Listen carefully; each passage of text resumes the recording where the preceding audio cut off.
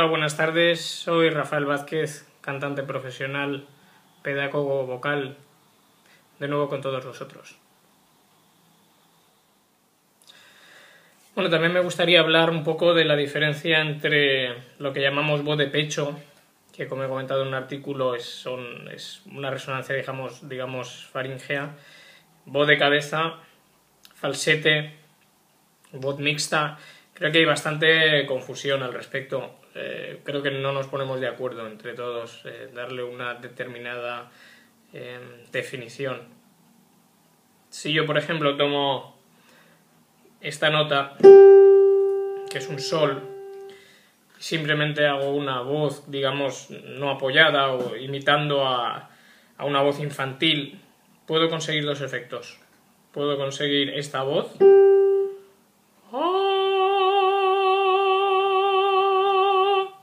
puedo conseguir esta voz.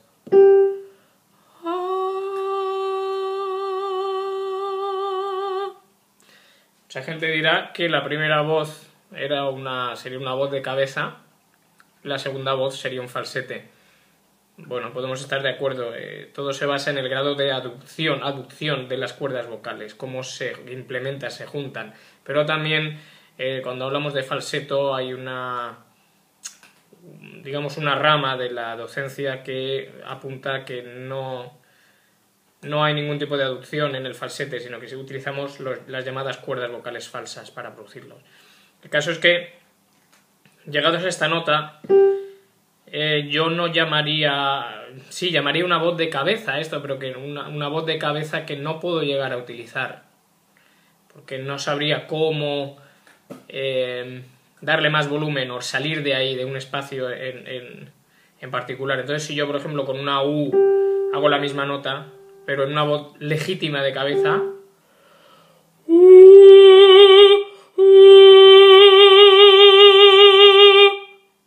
eso sí que es una voz de cabeza con mucho más timbre, a diferencia de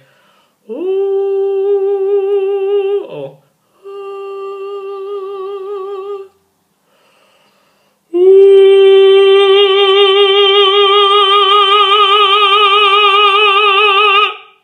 yo ahí puedo darle, digamos, carne, puedo hacerla más, que tenga más envergadura, ¿de acuerdo? Entonces sí estamos hablando de una voz de cabeza que puedo mezclar, lógicamente. Cuando hablamos de una voz de pecho, de estas resonancias palatales o en máscara, por ejemplo, pues en esta nota,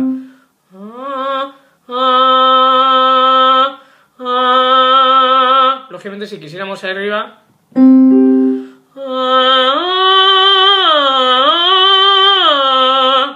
¿qué estamos haciendo? Bueno, una mezcla, un sonido nasal.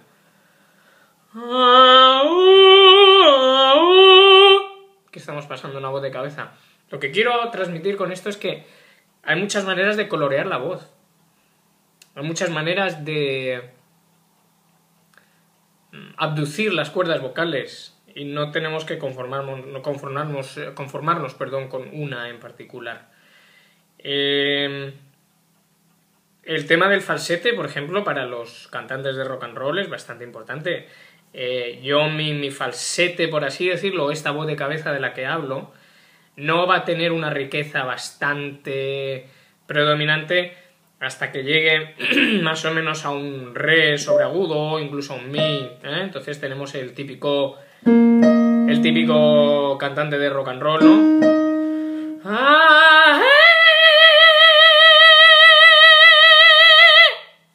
Que da ese tipo de voz, estamos hablando aquí de un mi bemol,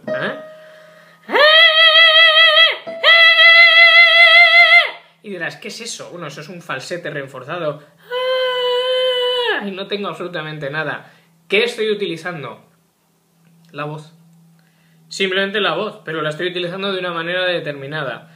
Por eso hablamos de que hay una voz de cabeza, hay una voz de pecho, hay un mixto y hay un falsete. Y tenemos que saber dónde ponerlo, dónde utilizarlo, qué es lo que predomina más, una voz o la otra. Y esto es más o menos lo que intento clarificaros. Sé que es un poco confuso en este momento. No me gusta predicar con el ejemplo, es decir, la gente no debe imitarme. No pienso que eso es la solución. La solución no es imitar, sino encontrar, siempre con una guía, encontrar la manera. Pero creo que todos estos ejemplos nos dan una... nos dan una vista un poquito más extensa de la diferencia entre las voces y lo que hay que hacer para llegar, por ejemplo, a conseguir el agudo o para cantar un grave. Yo puedo ir muy grave,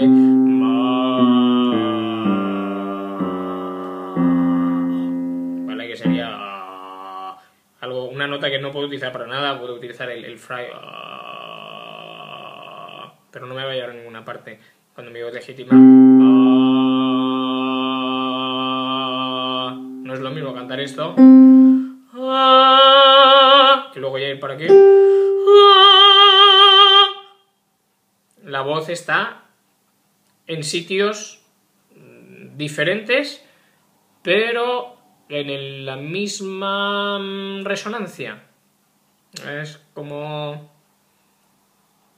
partimos de aquí y vamos para arriba. ¿Ves? Se canta siempre desde aquí para arriba.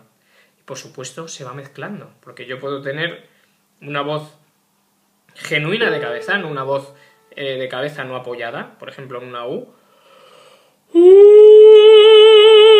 Y con esto lo puedo mezclar.